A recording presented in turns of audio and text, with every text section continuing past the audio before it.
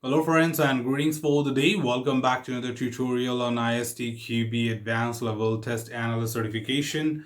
We are in chapter 1 talking about the test analyst's task in the test process, continuing with 1.3 task related to work product and moving on to the next subsegment, that is 1.3.4, determining the test oracle. And here you would understand what test oracle is and how does the test oracle add value to the overall test process in the world today.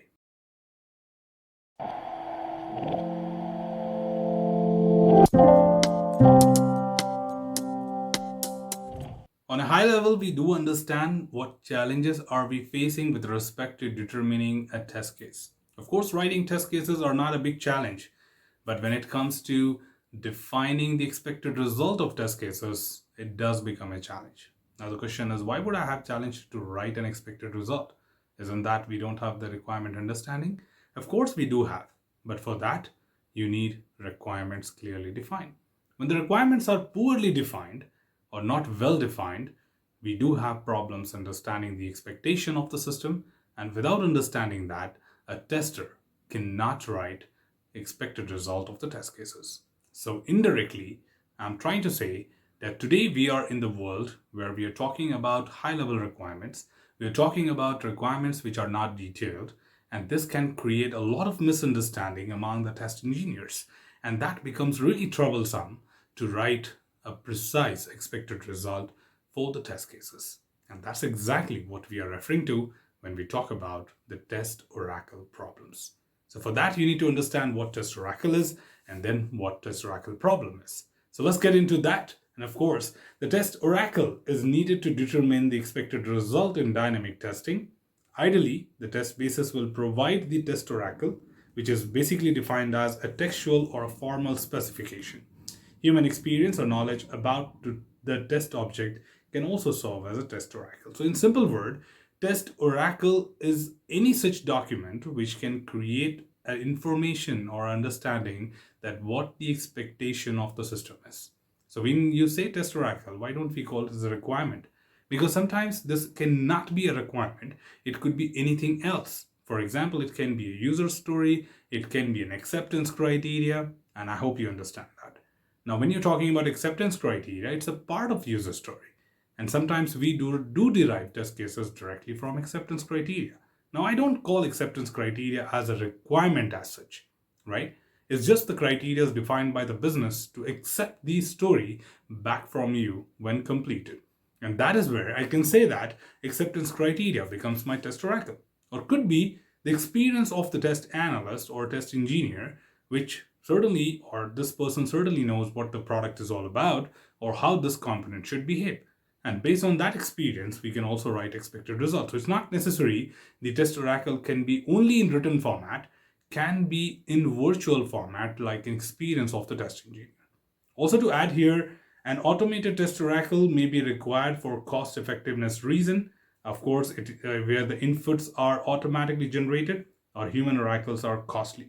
Now, depending on the quality and completeness of the test basis or system characteristics, a cost-effective test oracle may not be available as well. That means certainly the automated part of it, right? Automated test oracle could be expensive and we may not have it. And as we don't have it, this is what is known as the test oracle problem. Typical factors contributing to the test oracle problem includes data-related complexity, non-determination, determinism basically related to AI-based system, probabilistic behavior, which is also for AI-based system, and missing or ambiguous requirements. And these are all the reasons why would you have a test oracle problem. Because of probabilistic nature, where you can have multiple results, or one of the multiple answers could be right, or any of them can be right. Or non-determinism simply means where you cannot define that what could be the output. For example, today you don't know that if you give a prompt to the chat GPT, what would be the answer of it. Okay, there could be several answers and all these answers can be right. Now that is where we say it becomes a problem for us to define a precise expected result. And that's where we have test oracle problem. Now what exactly should I do to handle this? Let's add further to this and discuss on detail. So some known solutions to the test oracle problem are: number one, we can have pseudo oracles. which are independently developed systems that fulfill the same specification as of the test object. Okay, developing a dedicated pseudo-oracle for a complex test object may be expensive, but is typical for critical system. Now, pseudo-oracle in simple word means having a ready-made application which pretty much behaves like that, or can be created before the project gets started as a reference application. Now, certainly it's not necessary to be as good as the SUT. It can be on different technology, it can be on different platform, can be very, very lightweight, but the expectations are same. That means, for example, if I want to use AI chatbot for answering quick queries of the customers on a customer support chatbot, then I can use my FAQ as a reference. Okay, so earlier, say for example, conventionally you had a FAQ system, frequently asked questions, and people used to make search and they used to get queries, and answer to that was their responsive answer. But today, the same thing you do with an AI based chatbot. Okay, you basically say, I need help. Then they say, please enter your mobile number, please enter your email ID, authenticate yourself. And once you're done, they say, hey, which one of these are related to your query? Like you want to cancel order, you want to check the status of the order, or whatsoever. You click on that, you get next options, and so on. This is all coming from the similar kind of behavior of FAQ.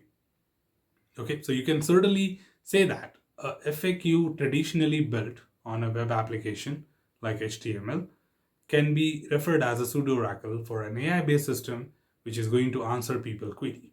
So that's exactly what does it refer to. Whereas the second option is model-based testing, which may be more formalize the test oracle as part of the test model, and it enables the generation of expected outputs and the derivation of test from the model. Behavior-based test techniques often involve the implementation of an automated test oracle. So we do have model-based testing tools, which basically helps you to derive tests directly from the business model diagrams. Now, yes, I'm referring to business models from UML, and these business models are capable of helping automation test tools or model-based testing tools to derive the test scripts, and that would be, solving our problem with the test oracle. The third thing here, of course, to understand is the property-based testing, which uses specified properties of the test object to verify relationship between the input and the expected results of individual test cases. If such relations is not met, the test case fails, and this solution is well suited for the test automation, but its effectiveness depends on the relations, which may be difficult to determine. So property-based basically more is like a pictorial representation, or can be a relation between two objects. For example, if you cannot identify an object in automation, we use relative paths. For example, not that relative path, of course, we say in relation to something else. For example, right of this object, below this object, or above this object, and based on that, you get your respected expected result. So you can say if this object appears on the right side of this object, then that is correct. So that's exactly what is property based, and I can even solve my test oracle problem using this. The next thing here is, of course, to talk about the metamorphic testing, and metamorphic testing, which basically talks about another technique, and I would be taking you there in the upcoming segments. So we will be certainly discussing more on the details of metamorphic as a technique to understand what exactly it is. So metamorphic testing on a high level basically allows you to create additional test cases by knowing the result of one test case.